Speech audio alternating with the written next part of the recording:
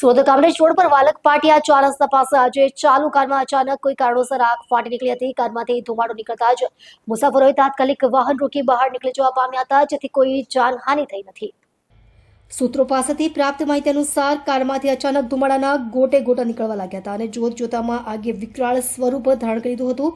આગના સળગતા મંજર દૂર સુધી જોવા મળ્યા હતા। સદનસીબે કારમાં સવાર તમામ મુસાફરોએ સમય સૂચકતા વાપરીને તરત જ કારને રોકી અને બહાર નીકળી જવામાં સફળતા મેળવી હતી। આથી કોઈ મોટી જાનહાનિ થતી અટકી હોવાના પ્રાથમિક અહેવાલ છે।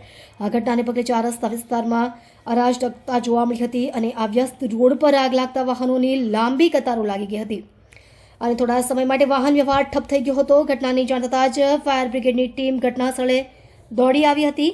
આગ પર કાબુ મેળવવાના પ્રયાસો હાથ ધર્યા હતા। આગ કેવી રીતે લાગી તેનું ચોક્કસ કારણ હજી જાણી શકાયું નથી। જોકે પ્રાથમિક તપાસમાં શોર્ટ સર્કિટના કારણે આગ લાગી હોવાની શક્યતા વ્યક્ત કરવામાં આવી રહી છે। ફાયર બ્રિગેડની ટીમ આગને સંપૂર્ણપણે ઠંડી પાડવામાં વ્યસ્ત છે અને વધુ તપાસ હાથ ધરી છે।